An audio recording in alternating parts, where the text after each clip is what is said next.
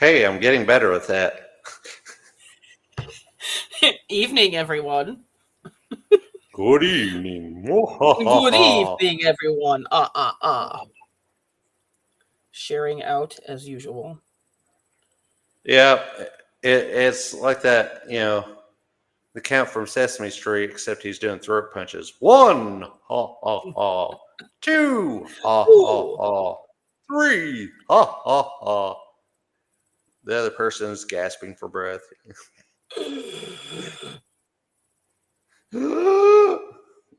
Ugh, I, I enjoy that way too much. Hey, that's okay. Oh, God. All right. And we'll give people time to take and come into the room and all that, and Exactly. maybe we'll jump into it and they'll say, "Well, who did you talk about at first?"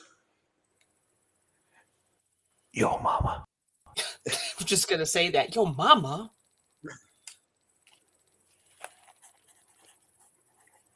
I Oh went Lord. there. I surely did. Oh my goodness. You only need 14 more people on Raven Hollow's productions for likes. Oh, We need we are so 14 more. close. 14 14 more more. people. Come on. I just need 14 more people, and then we can go live from the actual page where Raven Hollow is supposed to be. And I promise I will make it worth it because then I can help bring other people onto the page. Hi, Mom. And that way they can do their shows from the page as well. That is the goal. That is the plan. Which is a fabulous idea. Sorry, I lost track of my thought. I thought so. uh, because I do have an eventual goal with the whole thing. I'm Mm-hmm. not going to share that live, but I do have Nope. an eventual goal. And whenever I get to that point and stuff, it's going to be, I think it's going to be great. I haven't even told Renee about this yet because that's how close I am playing it to the chest. No idea. None. No idea. You don't know.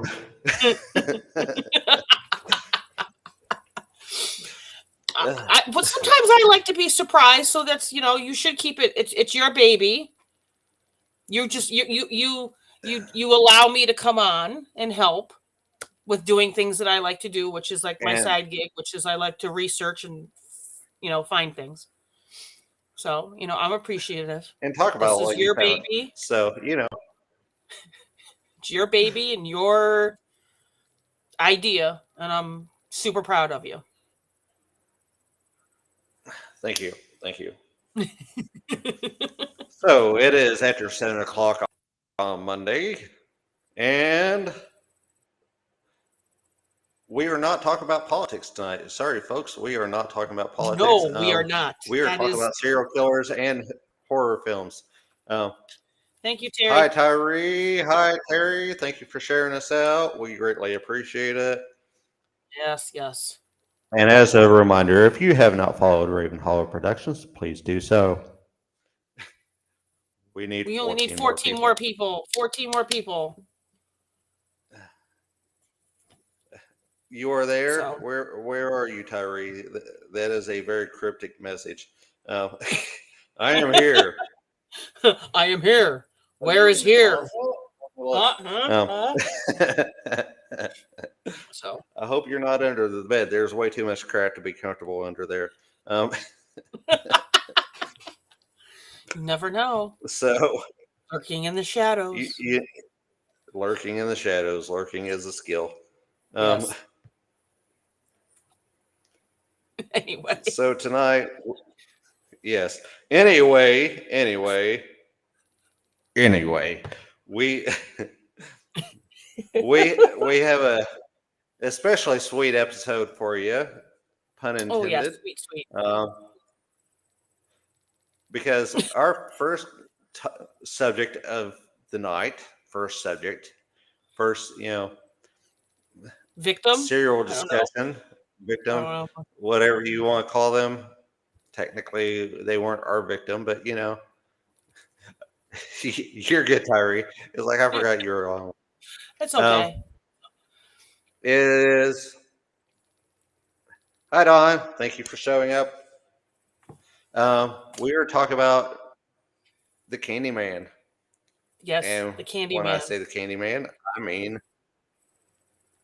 the serial killer, the Candyman, Yes, Dave Coral. yes, Dean Coral. We're also talking about Candyman the movie, but we'll get to that subject when we get there, Exactly. because we're keeping it to candy tonight. Why I not? want Why candy. not? It's after Halloween, right? So you have your pot of candy. Why not? Why not do the Candy Man after Halloween? Right? Why not? It's okay to look at kids during Halloween and say, "Here, kids, have some candy." It's kind of weird on November 1st going, "Here, kids, you want some candy?" Um, thank you for sharing Well, out. well. On This that is an note, 18 plus show it is. for adult language and adult content, and we tend to make very terrible jokes on this show, especially when I'm Yes. tired. So, And with the subject would that you we like to talk kick us about, out? we have to have a little laugh here and there somewhere put in, just because of Yes, the subject we talk about. So, for those absolutely. that do not know him, all right. So, he is accredited with at least 28 um, murders of teenage boys and young men between 1970 to 73 in the Houston and Texas area. Little different with him is he had 2 teenage accomplices that were along with him. David Owen Brooks and Elmer Wayne Henley. The crimes ended up being called the Houston mass murderers, which was, at that time, he was the highest because you have to remember we didn't have Gacy or Bundy during that time. So at that point, he was like the guy. But with him, it all came down crashing all around him a fateful night that we'll get to towards the end. Crashing down. um, he has a lot of particular same ideas of procuring his victims as some other ones that we've talked about. His victims were typically lured with an offer of going to a party, getting a lift, because this is the 70s, we're hitchhiking, and he lived at various different addresses between 1970 to 73. He moved around a lot. He sure did. He sure did. We're changing locations so we don't get caught. Exactly.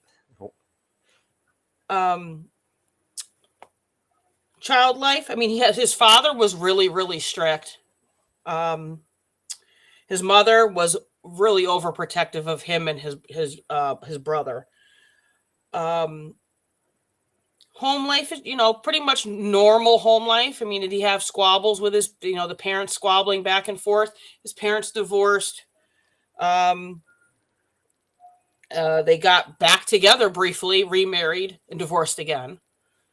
Yep. We will actually get to that, Don. She said, "I didn't realize he was real." Oh, yes. Yes. He was a very shy, serious child who didn't often socialize with a lot of children. But he, at the same time, he displayed a lot of concern and well-being for others. So we don't have a normal, like, an abused situation, ripped out of a home, was being abused by a father, or there was a mental illness in the family. We're a different type of serial killer at this point. Which is The what only I thing is, like, found fascinating about him. So I mean, because I'm just looking, and I'm like, he even was in, was drafted into the United States Army. Yeah. I mean, it's fairly cut and dry. The reason why he gets his name, the Candyman, is because his parents owned candy stores, different types, and he used to hand out, which that's why I laughed when you talked about saying giving kids November 1st candy. He actually befriended a lot of kids in the neighborhood by actually giving them candy, Which is where the nickname came from. He was the which Candy the Man. nickname came from. And he also had another one called the Pied Piper, which makes sense. So he actually befriends his accomplice, his first accomplice. He was David Owens Brooks. He was 12 years old, and he was when he was in 6th grade, and he was one of the many kids that in the neighborhood that he would just frequently give candy to befriend them. Brooks just became a close confidant. As time went on, looked at him as a father figure. Things went dark, and they just became buddies. So, I mean, Yeah, and we'll leave it at buddies. we'll leave it at buddies. That's about as much as we can. Um, we can, about the murders themselves, the victims. Again, here we go with some weird stuff that looks the same. They were all buried in the Southwest Houston his boat shed.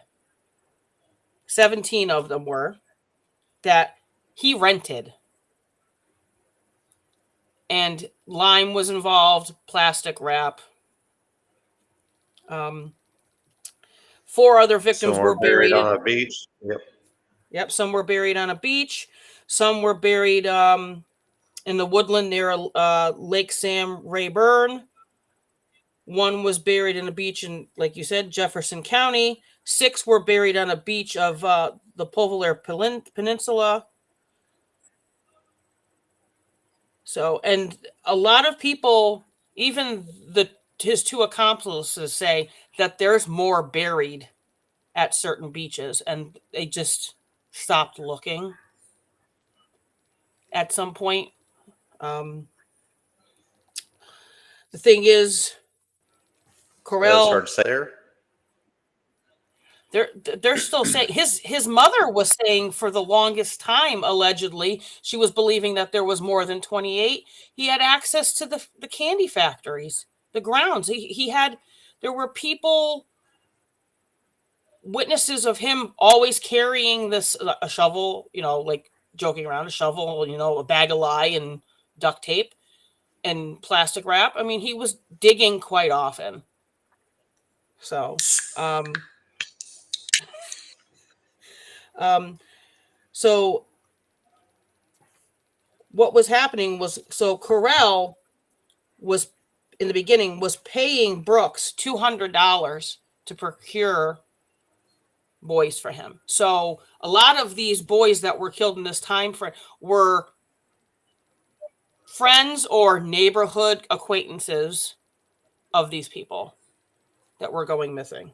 Oh, Another actually, thing that's is, how he met his second accomplice. yep, which was Wayne, which some believe he was actually lured to be an actual victim, but Corell said, "Oh, you would make a good accomplice," so he actually saved him. And then he also too offered him $200, which I did the math, which is today's standards, which would be $1,600 today. So in 1970, from between 70 and 73, $200 is a lot of money for these kids, especially in Brooks's case. He needed the money for home because he was him and his brother, there was no child support. His father left, and he needed the money because they needed the money to survive. So he said yes to this. Another quinkydinky that has to go with another certain somebody. They would dupe the youth into donning handcuffs. he'd play the handcuff trick and then say, see, look, so there's somebody else that talked about that, which was Gacy with the handcuffs. Yep. Yes. It really was. Yeah, tough. that is Yeah. a good chunk of change for that time for, being 15, 16, 17, 18 years old. That's a lot of money because these boys ran with him for a long time. He also liked So it's not to like he keep was actually souvenirs. hurting for money. Oh, He did. because he wasn't, because he worked. He had the candy. He had the candy factories, and then finally, after the candy factories closed and stopped existing, he was working for like a local electric company. So he was making money. He had money. So I mean, he bought one of them a car just to keep their silence, a Corvette. So he had to have That was had money. Brooks. Yeah. Yeah, it was Brooks. Just so it's clarified for everybody else. Yes, yes. Corell also used to like to keep souvenirs of these boys, keys, clothing. When they went to that boat shed, some of the things that they found: a half strip stolen car, a child's bike, large iron drum, water containers, sacks of lime, and a large plastic full of clothes. So he liked to keep something of a memento. At that time, like I said, the killing spree was the worst murder in the whole United States because it exceeded 25, and who was leading that was Juan Corona, who had been arrested in California in 71. So like at that point, 25 was the goalpost. He went above the goalpost. And then of course that is smashed, years later by John Wayne Gacy with 33, supposed for 33. Which also his favorite methods of killing was strangulation or shooting with the 22 caliber pistol. Yes. So this is how he killed all of them. If he couldn't strangle them, then he just shot them. He just shot him.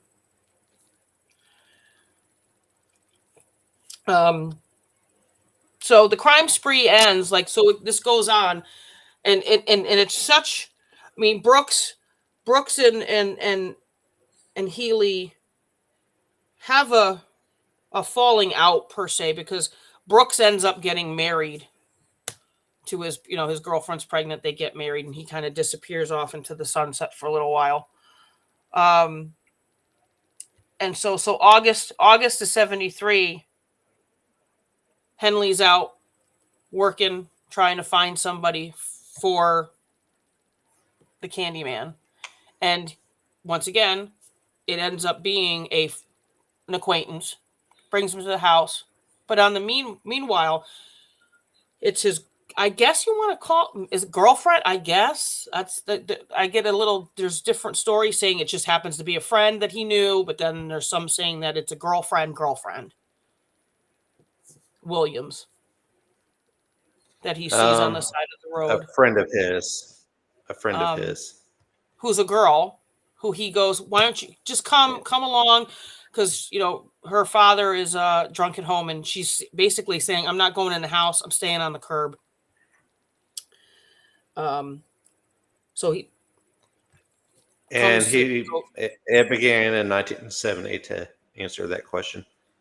Yes. Somebody asked what year. Again, it started in 1970. Yes, it ended in 73.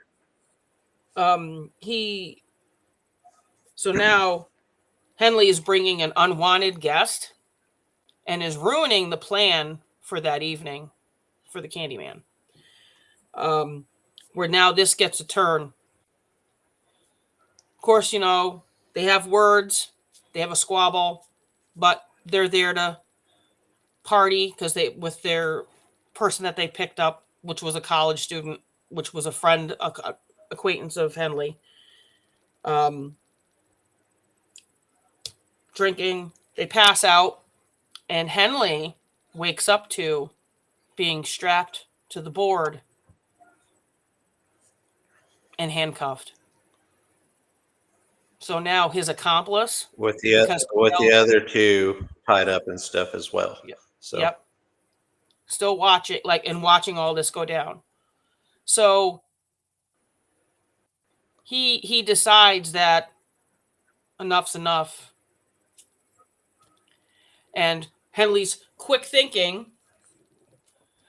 somehow cons his way out of getting out of it, yes, I promise I'm going to help you. We're going to get rid of both of them. I'm going to help you. I promise. I'm sorry. I'm sorry. Takes a turn and ends up unaliving Corell because he has to save his life. And one of Henley's quotes is saying to his friend that he actually brought there as a victim, said, "If you weren't my friend, you would have been a fine $200." So, and then in that case, now they're like, what are we going to do? Now we have him here, and they're just like, just leave. And he goes, no, I've got a call. So he calls the Pasadena police. And that's how it all comes down. Like his crimes become outed because of one mistake. But was it really truly a mistake? We don't know. Who knows? because one of the other things that I also read about it was Corell planned on killing the guy, and it was his job to take and unalive the girl that tagged along with him. And in the process of him starting to unclothe her, she talks him out of it, and he grabs the pistol and unalives Corell. Yep. So that I'm tired of you killing all my friends.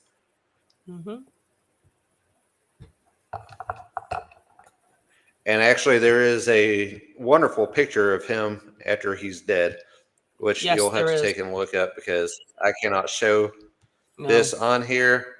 But he is laying almost face down, face against a wall. Yep. Exactly.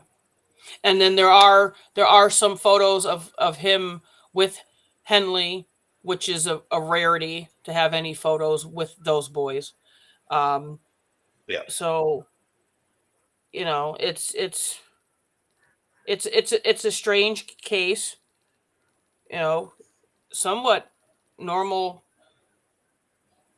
life, nothing too big that would push him Individuals. over, Yeah. And it just turns into this. Um, And tonight but our like, subject is the Candyman in two different fashions. yes, We are wrapping up with David Corell, who was called Candyman, and he was a serial killer in Texas. And then we're going to get to the movie, and we'll explain the differences as to the subjects of the movie and the serial killer as well. Also, Brooks and Henley both wound up with life sentences. As far as I know, they are still serving. Even after they came forward and helped recover most of the bodies. So most of the bodies. Actually, Brooks died in May of 2020 of COVID. okay, So he's interesting. and Henley is sure. Well, he was and let's see, he put a parole application in dating in July of 1980, and of course that was absolutely denied. His next eligible parole date is October 2025. Henley was recently just interviewed. There's I don't know the name of the book off a hand, but he was interviewed, so that's going to be an interesting read. And like we said, we don't know how many actuality there are because the main killer was killed. Yeah. So we really don't know. And, I mean, like I said before, his mother, said, that there's possible victims on the candy factory land.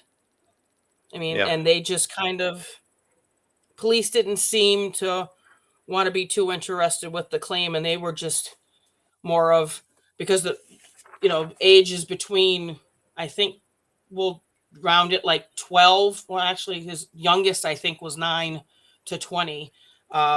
In that, there was 2 sets of brothers. Could you imagine that? 2 sets of brothers, not at the same time. I mean, like, so it was like the Wardrop brothers, and then I think the Belkey brothers, I think, or the Belch brothers. They were different times, but 2 brothers. I mean, as a parent, so I could understand why the police That's said, rough. Yeah. what, we'll stop with here. And unfortunately, that's going to be a hard answer to get as to what drove him to it, because where he was shot and killed before anyone ever got to interview him. Mm-hmm. Yeah, he was born in Fort Wayne. Yes. So that's the problem with So, this guy. He doesn't fit any of the guys. They gave up a lot of information.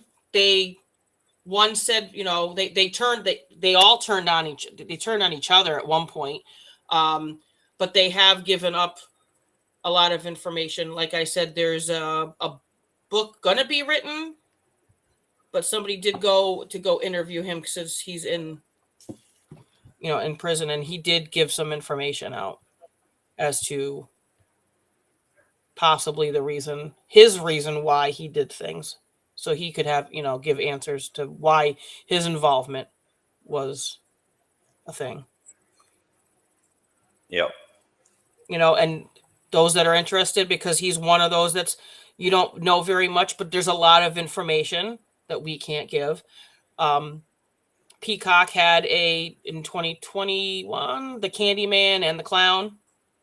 So that goes into a lot of things, because Gacy really liked him. Gacy even was, he admired him, and he was inspired to build his homemade quote unquote rack after reading about the Houston mass murders.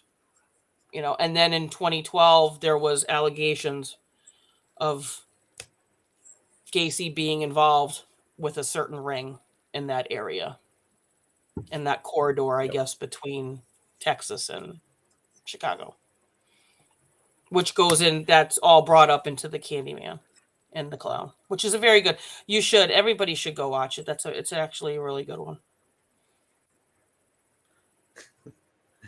It is. That was a surprise. I didn't even know that it was when it came. I still keep looking for it. What's fun is I was looking for the Candyman on Peacock last night, and it didn't pop up for me. And what one movie that did pop up when I was typing it in was Cannibal Holocaust. I was like, well, that's a turn, but okay, cool. Whoa, yeah. We're taking a different route here. Okay, we already talked about the Campbells, but exactly. But there is, just like with Gacy, there is one boy. They call him the swimsuit boy because he was wearing swimsuit bottoms. They're red, blue, red, white, and blue. He was he had a piece shirt on that was part of his clothing. They actually released a sketch last year, an updated sketch of what he possibly looked like. So there's one, and right now his name is John Houston Doe. So he's one of the last lost boys, because that's what they coined the term of all these boys that were gone, the lost boys. So. Yep. And which is fun because, the next topic of the show is the movie The Candyman. And there is actually a very large difference between the two. Carell got his nickname as the Candyman because he worked in a candy factory, he gave candy to kids and this and that. Mm-hmm. and he was very much a serial killer. Whereas the Candyman from the movie is based on a short story written by Clive Barker called The Mm-hmm. Forbidden. And he was actually the ghost of an African American artist and son of a slave who was murdered in the late 19th century for his relationship with the daughter of a wealthy white man. Wow, the connection is so crazy. Yeah. It, Yeah. it is interesting, especially since, the Candyman from the movie did not start killing people until after he had died. Yep. He was very much a vengeful spirit, and much like some of the other urban tales and folk stories and stuff, he has to be summoned. Yes. My joke was to take and summon him and Bloody Mary at the same time and see if they'll get in a fight. But that's me. I mean, if you really want to think about it, he's loosely based off of Hello Ottersburg. He's loosely based off of Bloody Mary, and because he has, you know, uh, the group, the group that was thrusted upon him by the father of the daughter. I mean, they cut his hand off with a rusty blade, and he has a hook. I mean, he's roughly based off the hook, which is in the parked car, and you hear the hook against the car. I mean, he's got that and Bloody Mary, so it's two. You really want to tie those into. Yep. Which also the Candyman from the movie, it's interesting because the way they unalived him in the movie is they covered him in honey, and the bees from the hive swarmed him and stung him to death, and then they burned his body. Yep, and then scattered his ashes. In Right on the same property where they built an apartment facility, which is where the girl studying the urban legends summons him. Yep. And that place, This is also a recurring subject in the newer movie as well. It's still the same apartment building. The Caribbean Green, I believe, which in Chicago, Green. yeah, which in Chicago they shot a lot of the scenes there, and that place was a little dangerous to be shooting a film there, but it's a rough neighborhood. We'll put it that way. It's a rough neighborhood. Before they started shooting there was an unaliving a couple days before that there. So, I mean, they were taking their, chances into their own hands with that. But I get it, because I mean, the same thing happened not long before I went to Bobby Mackey's once. So, right there in the parking lot. It's like, hey, I've got a new one to talk to. Cool. And I like it because he was summoned 5 times. Beetlejuice is summoned 3 times. Actually, in the script, like I told Raymond before this, it was actually supposed to be 13 times. I don't think I could sit there and say that and have a straight face, and B, say it where it didn't end up being something else coming out of my mouth. Candyman, I don't know how, but yeah. Next thing you know, I'll be summoning the Muffin Man. Hi, Susan. Do you know the Muffin Man? The Muffin Man. The Muffin Man. The Muffin Man. Mr. Victor Santiago. Howdy. In like my 100, like I said, like we said last week, Silence of the Lambs is a 5. I would say Candyman for me is like a 12. I mean, it's gory. It has its moments. But I think it's a well-developed horror film. in Yeah, my it has opinion. a pretty solid story and pretty solid plot line to it, Yep. which is typically not seen in most horror films. Hmm. Most horror films, it's all right. Here are the people. Here's who's going to take and get rid of the people.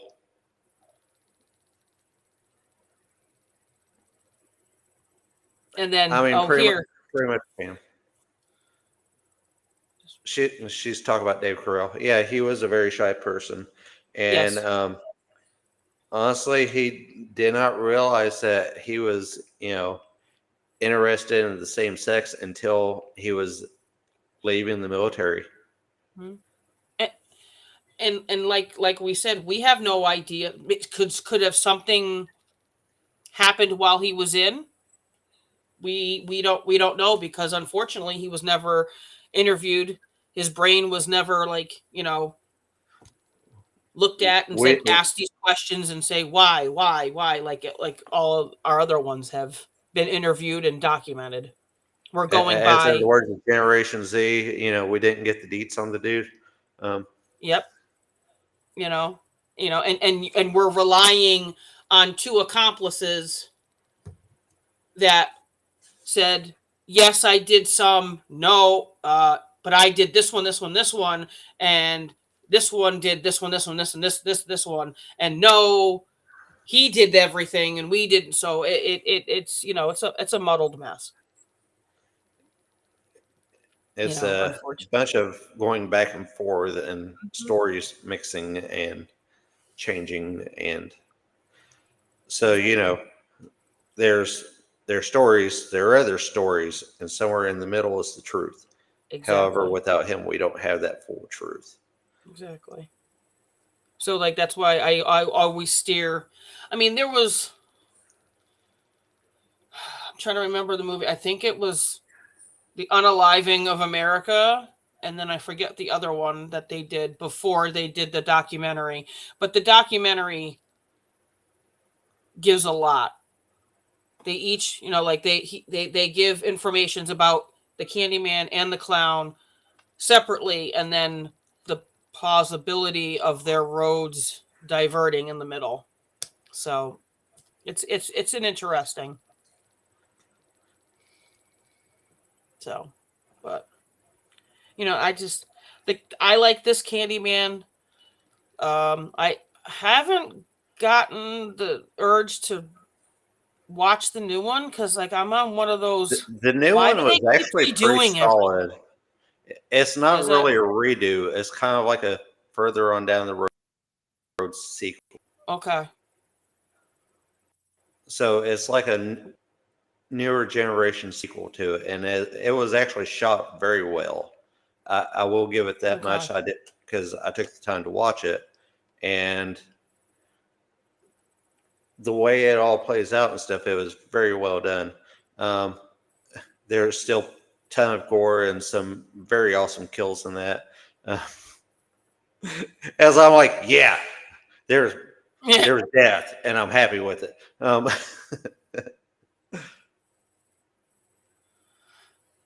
Yeah, Don. I mean, they could have said that he did the most of it because he died first, and then to get a lesser charge.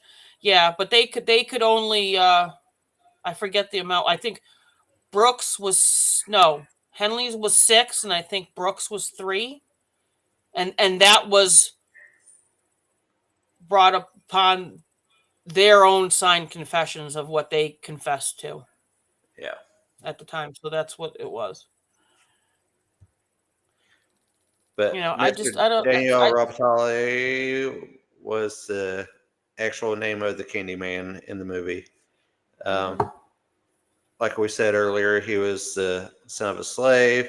He became a renowned painter, and he fell in love with a white woman. Her wealthy father was not happy about that, so he sicked a lynch mob on Yep. him. Yep. Ugh. And the story actually falls back on the woman in the movie that is researching the urban legend of the Candyman after they had summoned him, and how all these deaths start happening around them. Yep. Helen, she comes absolutely. I guess I'm going to use the word obsessed about it because I mean she does. And it's also one of these movies. If you haven't gone and seen it, sorry, I'm spoiling it. I mean, it's the '90s. I mean, you should Yeah, have it seen it came by out in then. '92, so You if you know, have not seen it, exactly. you're going to learn. Yeah. I mean, as you know, as the story goes, my thing is that she starts to doubt the validity of this vengeful spirit. So what does he do? Hi, after she Yeah, summons him. he makes himself known after he's already you know Yeah, committed a yeah, few deaths there. exactly. Um, He's like, "See, I am real," and then exactly. starts to go after her friends. And then what happens? She gets blamed for it. She sure does. So Yes, all and so and are then we. yeah, and then I the one thing I like about it, it's never clear if the Candyman does really exist or if it was all in her head because she became so obsessed. So were those newer unalivings her, or was it the Candyman that was summoned? Because she becomes so thoroughly obsessed with it. So, um, Yeah, she I mean, I she think I'm wasn't trying to accused of remember. At one not point, I just mean, one but she two of the basically makes a murders. deal with the. I mean, she basically makes a deal with him to keep her friend's baby alive, something like that. Um, so, and it's got a surprise ending. I don't, I'm not Over. going to ruin it for people. So you just need to go and watch it. Watch it this weekend, and then tell us what you think on our page. What would you rate it? Yeah, A lot of people yeah. say it's a 10 out of 10. A lot of people say, they're like, I enjoyed it. It was one of my many that I bought on VHS. Oh my god, that tells you how old I am. I think a God, you're couple old. times because I wore that movie out. It was just a good. I mean, I liked it in that '90s. I mean, there was a lot of, and there were a handful of good horror movies. And that's when you like you said before, when you've got a good base of Clive's work, how can you can't go wrong.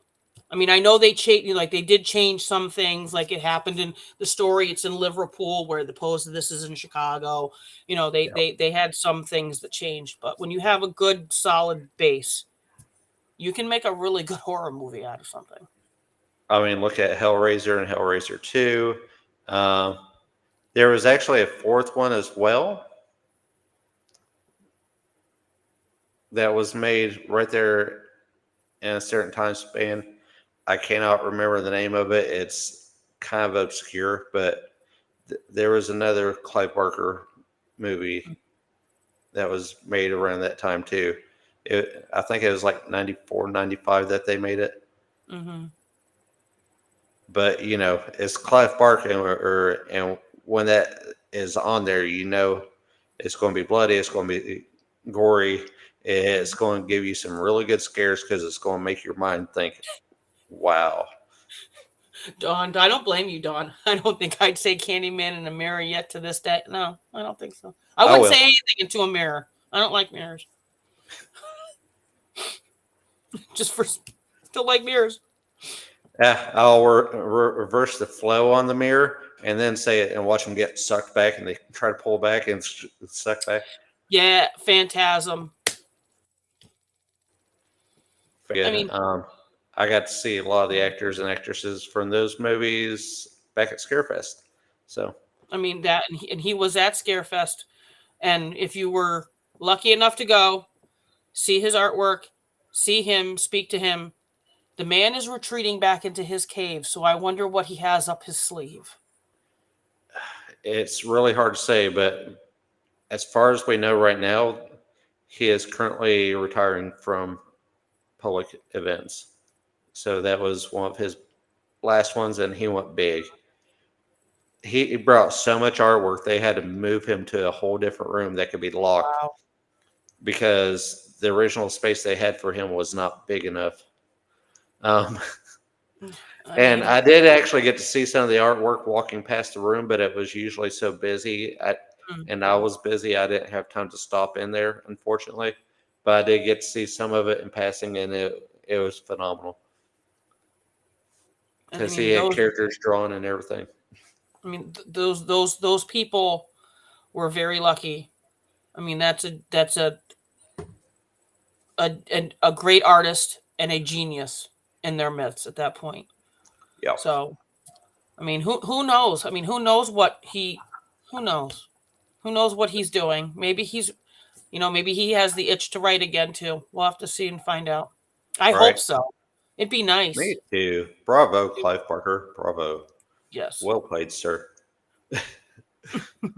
It was go big, then go home. That's what it was. I mean, I don't blame him either. I mean, I don't blame him. I would No. too if I was that talented and had that much of work and time period and everybody knowing. So, Oh, Lord. mhm. It has been a day, everyone. It has been a day. Yes. Mainly because I was up till after 4 a.m. I was not doing the homework all the way up to that time. I All right. Well, actually that's kept good. myself up before midnight for once. That's good. I finished two of the things I had to write yesterday, and then I took an exam last night. And I was like, all right, that's enough for my brain tonight. Mm-hmm. Overdoing it too much sometimes isn't good enough either.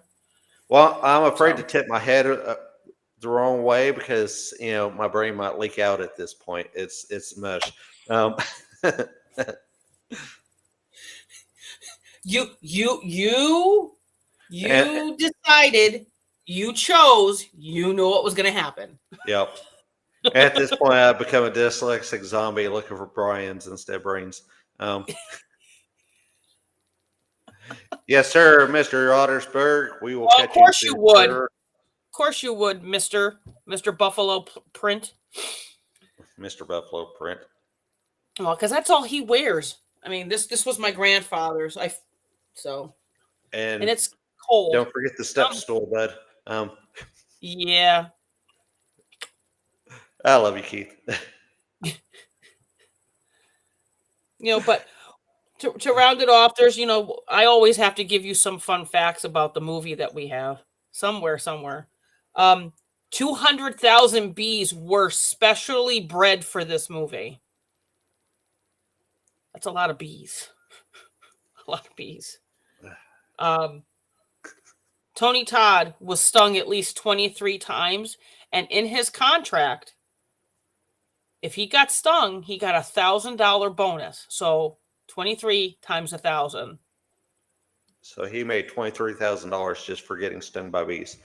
Yep. Um, I would take that bet, but that's a law of EpiPens too. So Yeah, now, yeah. especially Um, honeybees, I swell up like a red balloon. and then of course, so we're talking about the actress who the character is Helen. Her is Virginia Madsen. Um, to this day, whenever she's in an airport, that this is her most iconic character that she's known for, is Helen from Candyman. That's what she says. The other thing about it is they wanted to, because her character is at times put into almost a trance-like state, they actually hypnotized her and would say like the magic word, and she would zone out, and then they would undo it. She was like, "Yeah, I'm not too sure if I want to continue this. Can we stop?" But that's what they did. They said they hypnotized her so they could get, like, I guess, an authentic A trance glassy state. eye vision. I guess, I don't know. I mean, next time use Visine. I mean, exactly. Or just, I mean, you're an actor and an actress. I mean, you just can't stare off into the distance and be like, I mean, I don't know. That's just me. Stop taking your allergy meds. That does it for me. I mean, Um, and the other thing too is I'll just leave a little nugget, and I can't picture this at all. Eddie Murphy was supposed to play the lead. As Thank God he Helen? didn't. Yes. As Helen. Okay. No, no, not as Helena. Well, he should. No, but I'm just saying as Candyman. Yeah. But I mean, that just I don't know. That I'm glad Tony Todd. He's 6'5", opposed to Eddie Murphy's 5'4". I don't think that vision would have worked. I mean, at that point, he would have definitely had to hand it to Eddie, but especially if it was on a high shelf. But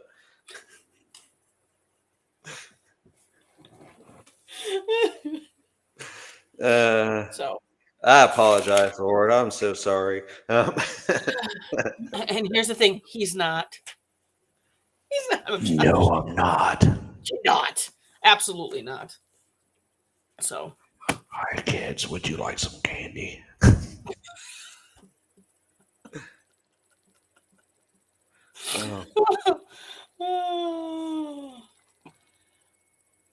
And for future reference, everybody, I am an independent author. Hi, Jacob, and I do write, books about Shameless serial plug. killers.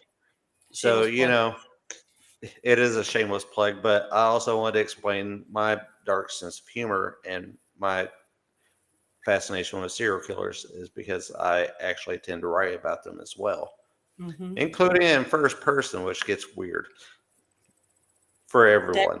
that just I know I have to that's on my Christmas list. I'm told the hubby that I want that. I want I am that. Brian. I am I have Brian. copies sitting I over need here to in the corner. I need to put it in my bookshelf of weird things. And it's Brian with an I, not with a Y, like our buddy Redmond. It's like our other buddy Brian, who spells it with an I, Mm-hmm. or whatever a dyslexic zombie is looking for, which is Brian's instead of brains. Um, I Oh, saw Jacob. that joke the other night and stuff, and it's still playing in my head because I had to send it to people. So Of course, of course. Oh, Jacob. It's I am right. Is it I Brian? I am Brian. I am Brian. That is the book. Amazon and Barnes and Noble. Go get it. And the fun thing about him is he is fully delusional and has a superhero complex. So, you don't know what's actually true and what's not.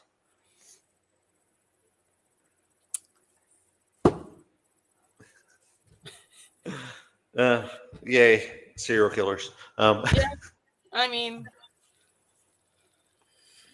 I don't know what I see like yours is writing and having to get into the mind of one Well, the fascination was there beforehand. I just took, you know, and multiplied it by a advantage of, million.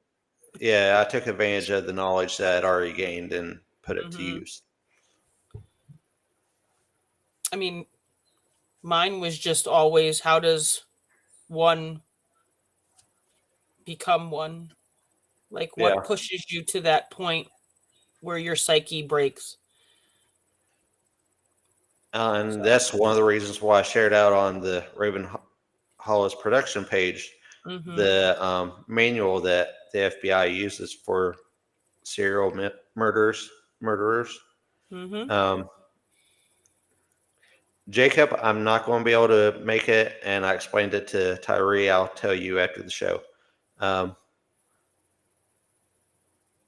but the FBI actually studies the behavior compared to the psychology, which is an interesting twist because they've actually got it down to an art.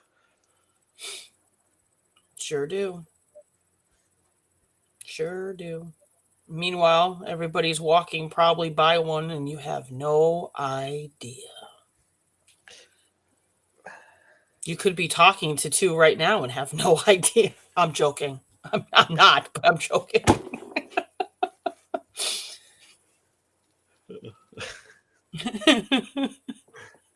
It's like picking up a hitchhiker and then going, "Hey, what are the odds of you picking up a serial killer?" Me looking at him saying, "Hey, what are the odds of two serial killers being in the same vehicle?" Um, just to watch the surprised look on their faces. Um,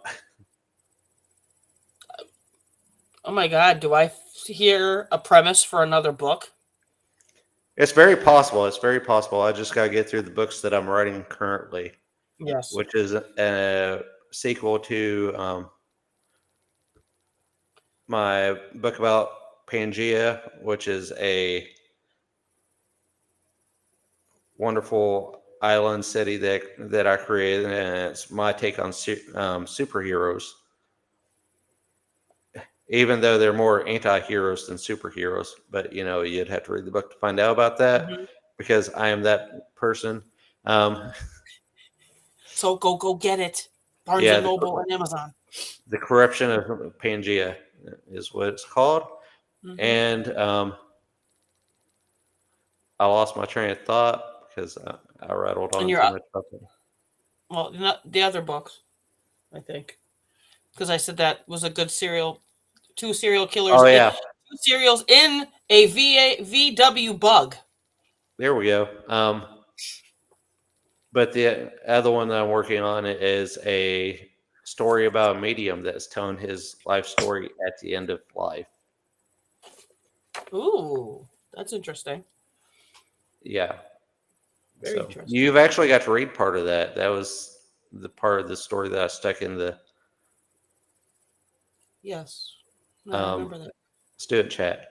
Yes, I remember that. We will actually get to the Night Stalker at some point. We just have not Yes. made it that far, Jacob. So you will have to keep watching to see when we actually get to Mr. Ramirez. Yes. I'm going to Disneyland. I'm going to Disneyland. Me too, bud. Me too. Yep, me too. Me too. He probably still haunts Disneyland too. Mm, yeah, we have If I was going to haunt we, somewhere, that would be the place. yeah. I mean, why not? I mean, there's supposedly said ghosts that haunt there anyway, supposedly. Yeah. That or Gatorland in Orlando, Florida, which Gatorland does not get enough love. It is a park that is seriously set aside just for alligators and alligator rescue and stuff. And it's overshadowed by like Universal and Disney World Hmm. because they're all right there close together. And I would haunt that place just so I could screw with the alligators and the people that run it. Hey, why not? Because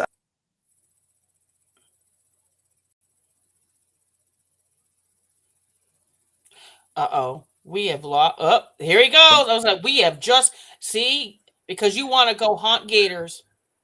yeah, that's what happens. Well, they have his head frozen there. That's why Walt still lingers there. Um, Don's been there. Don knows what I'm talking about. I mean, I would have to tell you the joke that I made whenever I first got there off the air because I would get in trouble. Oh, I'm sure of that. But the dude that worked there and stuff played right along with it, and it was hilarious. Um, we are reaching our hour mark, and it's been a fun subject tonight because Hmm. everybody likes candy. Well, most people. Some people are weird and Exactly. they don't like candy. Some people are diabetics and they die when they eat it. But that's a whole. I need to get off the air before I get in trouble. This is Yes. not good, Renee. No. No. We're gonna end right there. Just go watch the Yep. documentary Candyman and the Clown. Tell us what you think on our page.